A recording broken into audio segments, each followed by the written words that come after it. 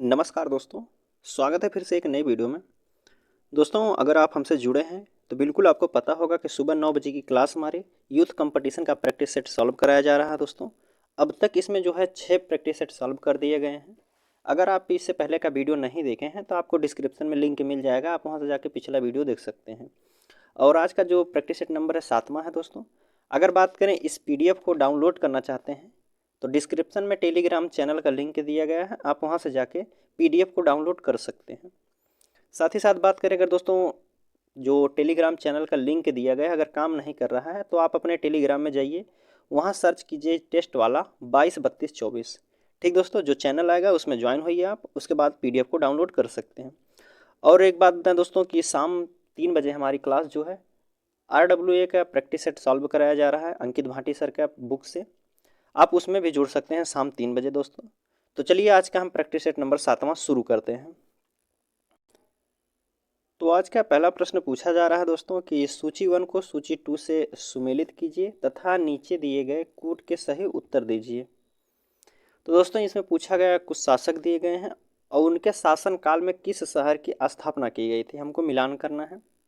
इल्तुतमिश की बात करें दोस्तों तो इल्तुतमिश से किस शहर की स्थापना किया था, तो इल्तुतमिश की बात करें दोस्तों यह जमा मस्जिद बनवाया था जो कि बदायूं में है, ऑप्शन है सी के तीसरे के साथ जाएगा। सिकंदर लोदी की बात करें दोस्तों तो सिकंदर लोदी जो है आगरा सिटी की स्थापना किया था।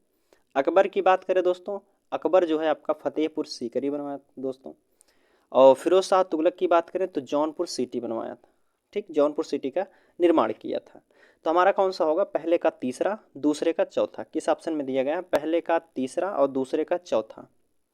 पहले का तीसरा दूसरे का चौथा पहले ऑप्शन में दिख रहा है दोस्तों, तो हमारा ऑप्शन क्या होगा, ऑप्शन ए सही होगा। फिर अगले प्रश्न की बात करें तो इसमें पूछा जा रहा है, इसमें भी मिलान करना दोस्तों। इसमें कह रहा है कि रणथंभौर के शासक कौन थे दोस्तों।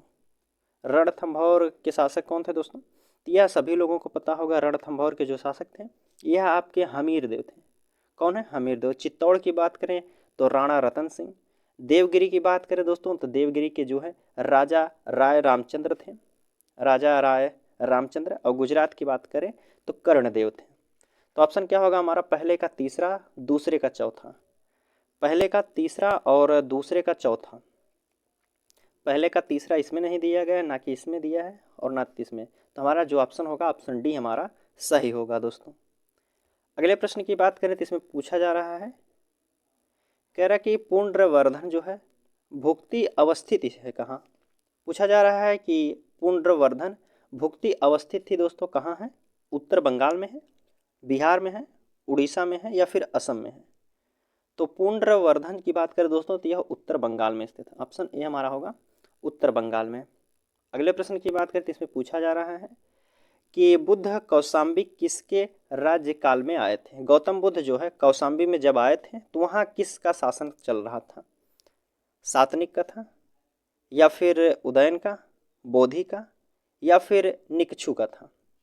तो गौतम बुद्ध जब कौशाम्बी में आए थे दोस्तों तो वहाँ जो शासक था उस समय उदयन का शासनकाल था। किसके शासनकाल में आए थे, तो उदयन के शासनकाल में गौतम बुद्ध जो है कौशाम्बी में आए थे।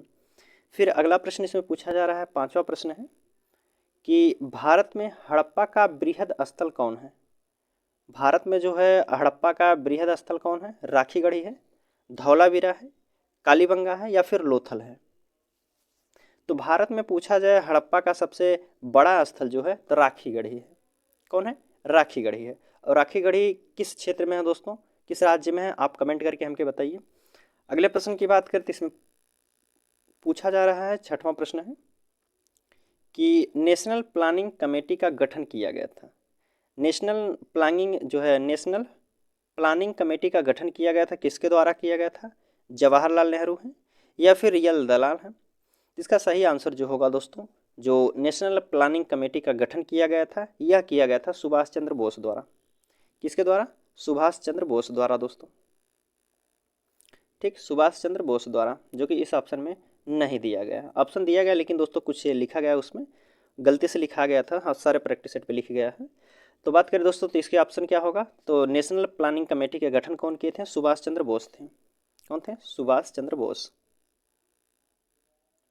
ठीक, आगे बात करते हैं दोस्तों अगले प्रश्न की।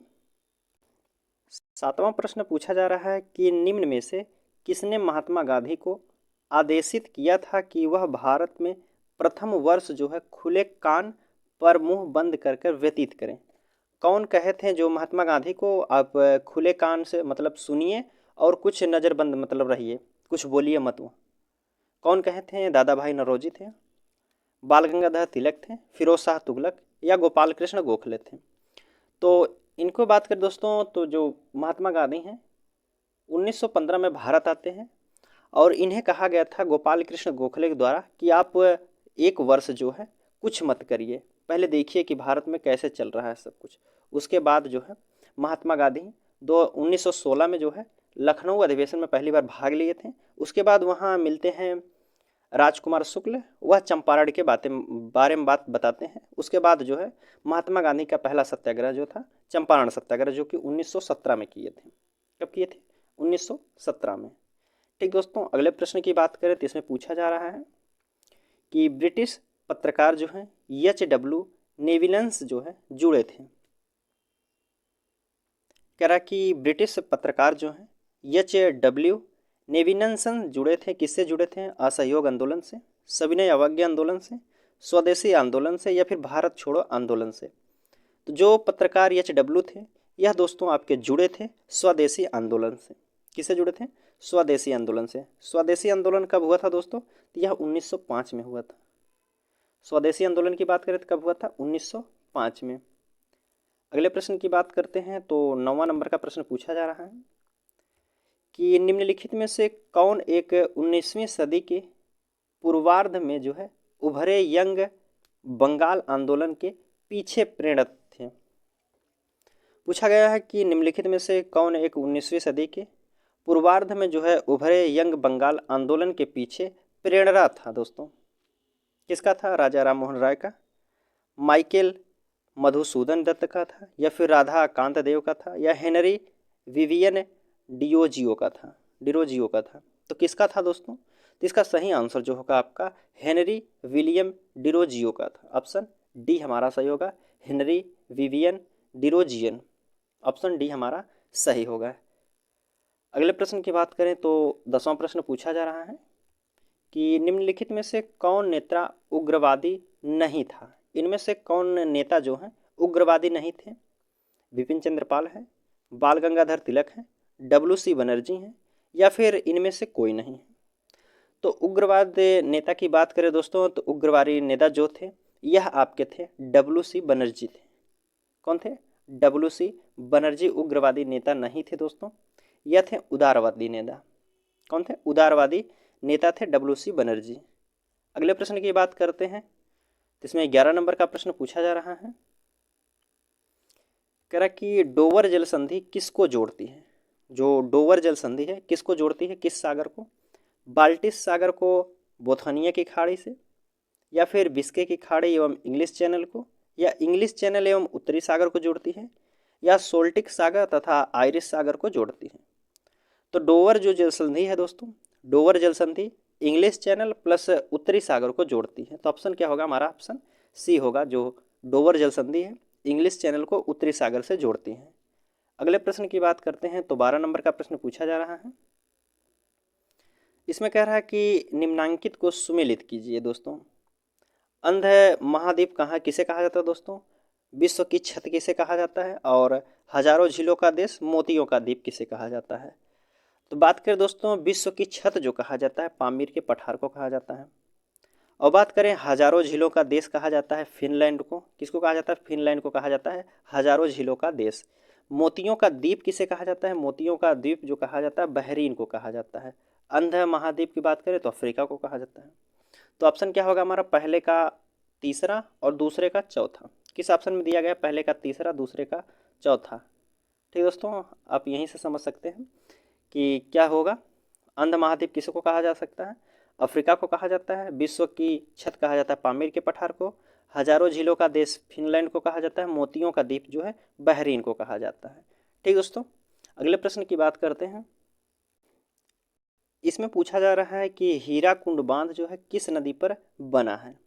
हीराकुंड बांध है किस नदी पर बना है दोस्तों? गोदावरी नदी पर है, महानदी पर है, पेन्नार नदी पर या फिर दामोदर नदी पर बनाया गया है? तो हीराकुंड बांध की बात करें दोस्तों, तो हीराकुंड जो बांध है यह आपका महानदी पर बनाया गया है। किस पे? महानदी पर बनाया गया है। महानदी कहाँ जो है प्रवाहित होती है दोस्तों? यह उड़ीसा राज्य में है। महानदी कहाँ है? उड़ीसा राज्य में। और हीराकुंड जो बांध है उड़ीसा राज्य में ही बनाया गया है, महानदी पर। अगले प्रश्न की बात करते हैं तो 14 नंबर का प्रश्न पूछा जा रहा है। कह रहा है कि निम्नलिखित कथनों पर विचार कीजिए। कह रहा है कि इसमें है पहला, अरावली मरुस्थल के पूर्ववर्ती विस्तार को रोकता है। जी बिल्कुल बात सही कही गई है। दूसरा कह रहा है राजस्थान की सभी नदियां जो है उद्गम अरावली से होता है, सभी नदियों का नहीं उद्गम अरावली पर्वत से होता है। सी ऑप्शन कह रहा है राजस्थान में वर्षा का वितरण जो है प्रारूप अरावली से प्रभावित नहीं होता है। जी होता है, यह भी बात गलत कही गई है। फिर डी ऑप्शन है कि अरावली प्रदेश जो है धात्विक खनिजों से समृद्ध है। जी बिल्कुल बात सही है, अरावली जो प्रदेश है धात्विक खनिजों से समृद्ध है। तो ऑप्शन ए हमारा सही होता है और डी सही है।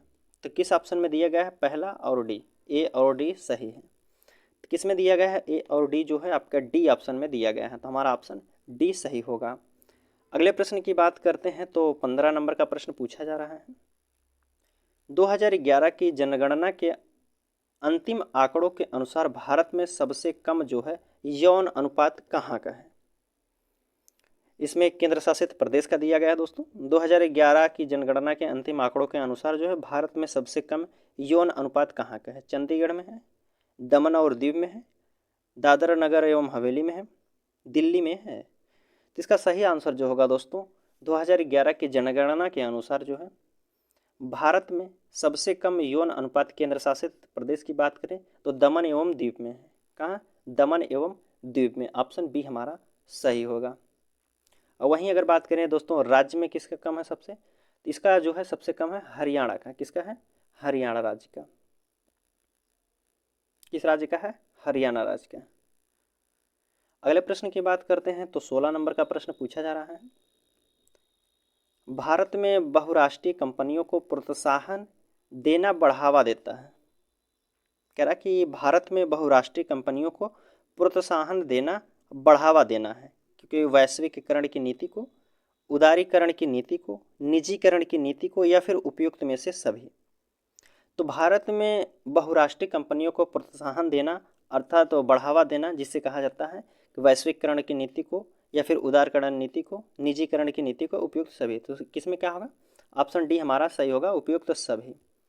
अगला प्रश्न पूछा जा रहा है 17 नंबर का है कि भारत में ई नाम जो है, ई नाम ई राष्ट्रीय कृषि बाजार लागू हुआ है। भारत में ई नाम लागू कब हुआ है दोस्तों? 2014 में, 2015 में, 2016 या फिर 2017 में लागू हुआ है। तो ई नाम की बात करें दोस्तों, जिसे कहा जाता है ई राष्ट्रीय कृषि बाजार, यह आपका लागू हुआ है 2016 से। ऑप्शन सी हमारा सही होगा, 2016 से।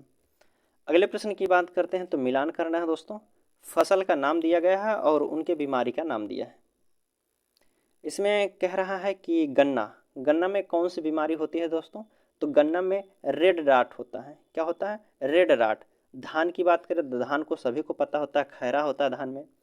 अरहर की बात करें तो अरहर में जो होता है दोस्तों यह उक्त विल्ट होता है। आलू में जो है झुलसा होता है।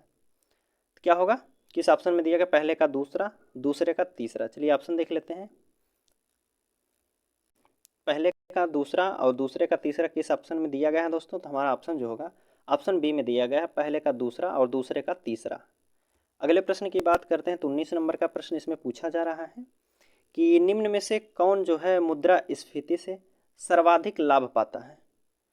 निम्न में से कौन जो है मुद्रास्फीति से सर्वाधिक लाभ प्राप्त करता है दोस्तों? साहूकार होता है, या फिर ऋणी होता है, बचत खाता एवं अकाउंट रखने वाला, या फिर राजकीय पेंशन वाला? तो जो निम्न में इनमें से जो दिया गया दोस्तों मुद्रास्फीति का सबसे अधिक लाभ पाता है यह ऋणी होता है, जो कर्जेदार होता है। ऑप्शन बी हमारा सही होगा। फिर अगले प्रश्न की बात करते हैं तो 20 नंबर का प्रश्न पूछा जा रहा है दोस्तों। इसमें पूछा जा रहा है आपका है कि भारत में कर सुधारों का उद्देश्य निम्नलिखित में से कौन सा नहीं है? भारत में जो है कर सुधारों का उद्देश्य निम्नलिखित में से कौन सा नहीं है? कर का अनुपालन में सुधार करना, या कर आधार को विस्तृत करना, या सीमा शुल्क के दरों का बहुलता में कमी करना, या फिर कह रहा है लास्ट ऑप्शन डी है कि कर जो है कुल कर राजस्व में अप्रत्यक्ष करों के हिस्से में वृद्धि करने के उपायों को सुझाना। इसमें पूछा गया है दोस्तों, आपका प्रश्न है, एक बार प्रश्न फिर से पढ़ते हैं। इसमें कहा जा रहा है कि भारत में जो है कर सुधारों का उद्देश्य निम्नलिखित में से कौन सा नहीं है। कर सुधारों का जो उद्देश्य निम्नलिखित में से नहीं है, तो इसका जो सही आंसर होगा ऑप्शन डी वाला सही है। कुल राजस्व जो है कुल कर राजस्व में अप्रत्यक्ष करों के हिस्से में वृद्धि करने के उपायों को सुझाना नहीं होता। ऑप्शन डी हमारा सही होगा, यह गलत कहा गया है। फिर अगले प्रश्न की बात करते हैं तो 21 नंबर का प्रश्न पूछा जा रहा है इनमें से। इसमें 21 नंबर का प्रश्न पूछा जा रहा है दोस्तों कि भारत में स्थानीय शासन के विषय में निम्नलिखित में से कौन सी सही नहीं है। दोस्तों कौन सा सही नहीं है यह हमसे पूछा गया है। भारतीय संविधान के अनुसार जो है परिसंघीय प्रणाली में स्थानीय शासन जैसे कोई स्वतंत्र कोटि नहीं है, तो यही बात हमारी गलत है दोस्तों। गलत हमसे पूछा गया था तो क्या होगा, हमारा पहला ही गलत किया गया। स्वतंत्र कोटि है दोस्तों, ऑप्शन जो होगा ये हमारा गलत बताया गया है। और बात कर लेते हैं, अब दूसरा ऑप्शन कह रहा है कि स्थानीय निकायों के 30% स्थान जो है स्त्रियों के लिए आरक्षित है। बिल्कुल बात सही कही गई है। फिर कह रहा है कि सी ऑप्शन है स्थानीय शासन के लिए वित्त का उपबंध एक आयोग करता है। यह भी बात सही कही गई। स्थानीय निकायों के लिए निर्वाचन का निर्धारण एक आयोग द्वारा किया जाता है। यह भी बात सही कही गई। तो हमारा जो है ऑप्शन ए गलत था। फिर अगला प्रश्न इसमें पूछा जा रहा है 22 नंबर का है कि भारत में लोकसभा का स्पीकर कौन होता है, अध्यक्ष कौन होता है। दोस्तों भारत में लोकसभा का अध्यक्ष मनोनीत किया जाता है, चयनित किया जाता है, निर्वाचित किया जाता है या फिर नियुक्त किया जाता है। तो भारत के लोकसभा का जो अध्यक्ष होते हैं उनको जो है दोस्तों चयनित किया जाता है। ऑप्शन जो होगा बी हमारा सही होगा। लोकसभा के अध्यक्ष जो होते हैं उनको चयनित किया जाता है, लोगों के बीच में चुन लिया जाता है। अगले प्रश्न की बात करते हैं तो 23 नंबर का प्रश्न इसमें पूछा जा रहा है कि संघात्मक शासन व्यवस्था का विशेषज्ञ जो है किसे माना जाता है। संघात्मक शासन व्यवस्था का विशेषज्ञ किसे माना जाता है दोस्तों, ऑप्शन आपके सामने है। सी एफ स्ट्रांग को, या फिर एच फाइनर को, या के सी वियर को, या फिर ए एच ब्रिंच को। तो जो संघात्मक शासन व्यवस्था का विशेषज्ञ माना जाता है दोस्तों, यह आपको माना जाता है जो है के सी वियर को। कौन है, के सी वियर। ऑप्शन सी हमारा जो है बिल्कुल सही आंसर होगा। अगले प्रश्न की बात करते हैं तो 24 नंबर का प्रश्न पूछा जा रहा है दोस्तों कि ये भारतीय संविधान मान्यता देता है। भारतीय संविधान जो है मान्यता देता है दोस्तों किसका, केवल धार्मिक अल्पसंख्यकों का। जी नहीं दोस्तों, यह बात गलत कही गई है। मान्यता दोस्तों हमारा संविधान नहीं देता है केवल भाषाई अल्पसंख्यकों को, यह भी बात गलत कही गई है। कह रहा है कि इसी ऑप्शन में धार्मिक और भाषाई अल्पसंख्यकों को। जी बिल्कुल ऑप्शन सी हमारा सही होगा। भारतीय संविधान जो मान्यता देता है धार्मिक और भाषाई अल्पसंख्यकों को, ऑप्शन सी हमारा सही होगा। अगले प्रश्न की बात करते हैं दोस्तों तो 25 नंबर का प्रश्न पूछा जा रहा है। 25 नंबर का प्रश्न है दोस्तों,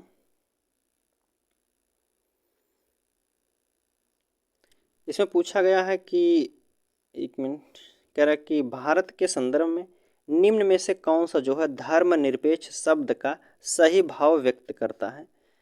भारत के संदर्भ में निम्नलिखित में से कौन सा जो है धर्मनिरपेक्ष का शब्द का जो है सही भाव व्यक्त करता है। भारत में अनेक धर्म है, या फिर भारतीयों को धार्मिक स्वतंत्रता प्राप्त है, या सी ऑप्शन कह रहा है कि धर्मानुपालन व्यक्ति ही जो है धर्मानुपालन व्यक्ति की इच्छा पर निर्भर करता है, या भारत में जो है राज्य का कोई धर्म नहीं है।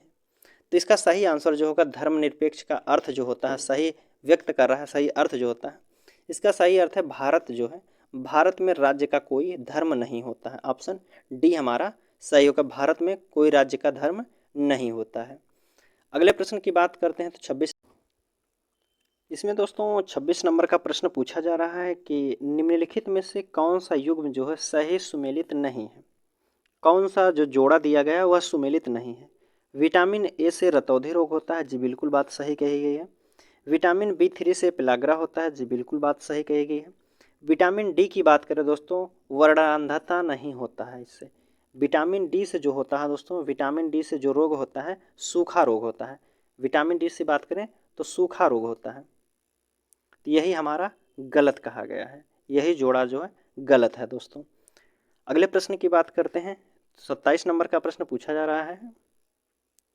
इसमें कह रहा है एनोस्मिया कहते हैं। एनोस्मिया कहते हैं दोस्तों किसे कहा जाता है? स्वाद संवेदना की कमी को, या फिर घ्राण संवेदना की कमी को, या स्पर्श संवेदना की कमी को, या फिर ऊष्मा संवेदना की कमी को कहा जाता है। तो एनोस्मिया जो कहा जाता है दोस्तों, यह घ्राण संवेदना की कमी को कहा जाता है। ऑप्शन जो होगा ऑप्शन बी हमारा सही होगा। घ्राण संवेदना की कमी को एस्नोमिया कहा जाता है। ऑप्शन बी हमारा सही होगा। फिर अगले प्रश्न की बात करते हैं। तो 28 नंबर का प्रश्न इसमें पूछा जा रहा है कि निम्नलिखित में से कौन सा जोड़ा जो है तांबे के मिश्रण धातुओं का है? इनमें से कौन सा जोड़ा जो है तांबे की धातुओं के मिश्रण के साथ बनाया गया? पीतल एवं इनवायर से बनाया जाता है, या फिर कांस एवं नाइक्रोम से, पीतल एवं कांस के द्वारा, या फिर उपयुक्त में से कोई नहीं। तो तांबे के मिश्रण जो है तांबे के मिश्रण धातुओं का है दोस्तों, यह कहा जाता है पीतल और कांसा से बनाया जाता है। पीतल और कांसा, ऑप्शन सी हमारा सही होगा। अगले प्रश्न की बात करते हैं। तो 29 नंबर का प्रश्न पूछा जा रहा है कि यदि एक जहाज नदी से समुद्र में प्रवेश करता है तो क्या होता है? यदि एक जहाज है नदी से जो है समुद्र में प्रवेश करता है तब क्या होता है? स्थिर रहेगा, या ऊपर उठता है, या अपरिवर्तित रहेगा, या फिर नीचे डूब जाएगा? अगर बात करें एक जहाज नदी से जो है समुद्र में प्रवेश करता है तो वह दोस्तों ऊपर उठता है। क्या होता है? ऊपर उठता है। अगर एक जहाज को नदी से समुद्र में प्रवेश करते हैं दोस्तों तो वह जो है ऊपर उठता है। ऑप्शन बी हमारा सही होगा। फिर वहीं बात करते हैं। तीसरा प्रश्न, 30वां, इसमें पूछा जा रहा है कि हवाओं की ऊर्जा जो है, कह रहा कि हवाओं की ऊर्जा होती है। हवाओं की ऊर्जा क्या होती है? केवल स्थिर ऊर्जा होती है, या केवल गतिज ऊर्जा होती है, या फिर वैद्युत ऊर्जा होती है, या फिर स्थिति ऊर्जा एवं गतिज ऊर्जा दोनों होती है? तो हवाओं की ऊर्जा जो होती है दोस्तों यह केवल गतिज ऊर्जा होती है। हवाओं की जो ऊर्जा होती है केवल गतिज ऊर्जा होती है। ऑप्शन बी के साथ हमारा सही होगा। अगले प्रश्न की बात करते हैं दोस्तों। हिंदी का प्रश्न है। इसमें हिंदी का पहला प्रश्न है दोस्तों, इसमें पूछा जा रहा है कि जो है कौन सी पत्रिका के संपादक महावीर प्रसाद द्विवेदी जी हैं? कौन सी पत्रिका के संपादक जो है महावीर प्रसाद द्विवेदी जी थे दोस्तों? ब्रह्मा के, सरस्वती के, विशाल भारत के, या हिंदी प्रदीप के?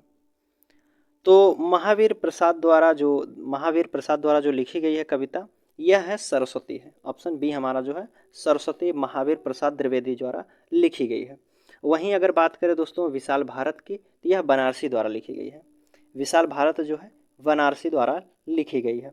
अगर बात करें हिंदी प्रदीप की तो हिंदी प्रदीप जो है बालकृष्ण जो है भट्ट द्वारा लिखा गया है। बालकृष्ण भट्ट द्वारा लिखा गया है। अगले प्रश्न की बात करते हैं तो इसमें पूछा जा रहा है दोस्तों 37 नंबर का प्रश्न है। इसमें है मुहावरे का प्रश्न पूछा जा रहा है कि दूर के ढोल सुहावने लगना। इस मुहावरे का सही अर्थ क्या होता है? दूर के ढोल जो है सुहावने लगना, जो है परिनिंदा अच्छी लगना, या फिर अनदेखी वस्तु भाना, या फिर कानों सुनी बात पर विश्वास करना, या ढोल की ध्वनि दूर से ही अच्छी सुनाई पड़ती है। प्रश्न है आपका कि दूर के ढोल सुहावने लगना, इसका सही अर्थ जो होता है दोस्तों अनदेखी वस्तु। दूर के ढोल जो है सुहावने लगना अर्थात अनदेखी वस्तु भाना। ऑप्शन बी हमारा सही होगा। अगले प्रश्न की बात करते हैं तो 38 नंबर का प्रश्न इसमें पूछा जा रहा है कि निम्नलिखित में से कौन सा शब्द जो है स्त्रीलिंग है? इनमें से कौन सा शब्द स्त्रीलिंग है? मालिक है, कहार है, पाठक है, योगिनी है? तो इनमें से जो स्त्रीलिंग शब्द होगा दोस्तों योगिनी जो है यह आपका स्त्रीलिंग शब्द है। ऑप्शन डी हमारा होगा योगिनी जो है यह स्त्रीलिंग शब्द है।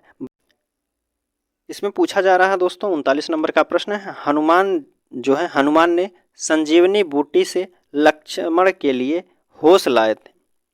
कह रहा कि हनुमान ने संजीवनी बूटी से लक्ष्मण के लिए होश लाए थे। वाक्य में किस प्रकार की त्रुटि है? किस प्रकार की त्रुटि है दोस्तों? कारक की है, वचन की है, विशेषण की है, या फिर लिंग की है? तो हनुमान ने संजीवनी बूटी से लक्ष्मण के लिए होश लाए थे दोस्तों। तो इसमें किसकी त्रुटि है? इसमें दोस्तों कारक की त्रुटि है। किसकी है? कारक की त्रुटि है। ऑप्शन ए हमारा सही होगा। अगले प्रश्न की बात करते हैं जिसमें पूछा जा रहा है नैसर्गिक का विलोम क्या होता है। नैसर्गिक का विलोम क्या होता है दोस्तों? प्राकृतिक होता है, अप्राकृतिक होता है, अस्वाभाविक होता है या फिर कृत्रिम होता है। नैसर्गिक का जो विलोम शब्द होता है दोस्तों, यह आपका होता है कृत्रिम। नैसर्गिक का विलोम जो होता है कृत्रिम होता है। ऑप्शन डी के साथ सही होगा। अगले प्रश्न की बात करते हैं दोस्तों। इसमें पूछा जा रहा है दोस्तों 51 नंबर का प्रश्न है कि किस भारतीय महिला खिलाड़ी ने प्रथम बार ओलंपिक खेलों में पदक प्राप्त किया था दोस्तों। कौन भारतीय महिला खिलाड़ी है जो प्रथम बार में ओलंपिक खेलों में जो है पदक प्राप्त की है? पीवी सिंधु है, कर्णम मल्लेश्वरी है, मैरी कॉम है या फिर साइना नेहवाल है। तो इसका सही आंसर जो होगा दोस्तों, भारतीय महिला खिलाड़ी जो भारतीय महिला हैं प्रथम बार ओलंपिक के खेलों में पदक प्राप्त करने वाले जो हैं यह आपकी कर्णम मल्लेश्वरी हैं। पहली बार में जो पदक प्राप्त की हैं कर्णम मल्लेश्वरी हैं। ऑप्शन बी हमारा सही होगा। वहीं अगले प्रश्न की बात करते हैं तो इसमें पूछा जा रहा है कि अंतर्राष्ट्रीय महिला दिवस कब मनाया जाता है। अंतर्राष्ट्रीय महिला दिवस कब मनाया जाता है? 8 मार्च को, 9 अगस्त को या 8 मार्च को या फिर 8 अगस्त को, 5 सितंबर या फिर 9 नवंबर को मनाया जाता है। अंतर्राष्ट्रीय महिला दिवस जो मनाया जाता है दोस्तों यह आपका 8 मार्च को मनाया जाता है। अंतर्राष्ट्रीय महिला दिवस कब मनाया जाता है? 8 मार्च को मनाया जाता है। अगले प्रश्न की बात करते हैं तो इसमें पूछा जा रहा है कि अलाई दरवाज़ा किस विश्व विरासत स्थल में है। जो अलाई दरवाज़ा है किस विश्व विरासत स्थल में है? हुमायूं के मकबरा में या फिर महाबोधि मंदिर समूह में, कुतुब मीनार में है, जो है लाल किला परिसर में है। पूछा जा रहा है कि अलाई दरवाज़ा किस विश्व विरासत में किस जो है विश्व विरासत स्थल में है दोस्तों। अलाई दरवाज़ा जो है आपका कुतुब मीनार में स्थित है। ऑप्शन सी हमारा सही होगा। अगर कुतुब मीनार की बात करें दोस्तों, इसको कौन बनवाया था? अलाउद्दीन खिलजी ने बनवाया था। कौन है? अलाउद्दीन खिलजी जो है कुतुब मीनार बनवाया था। अगले प्रश्न की बात करते हैं तो इसमें पूछा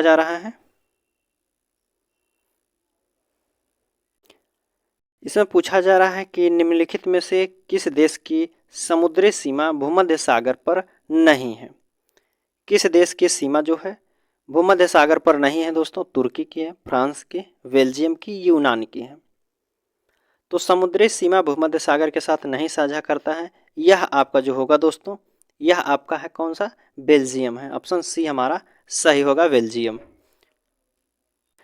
इसमें अगला प्रश्न फिर पूछा जा रहा है कि लोकसभा की सदस्यता के लिए उम्मीदवारों की न्यूनतम आयु क्या निर्धारित की गई है।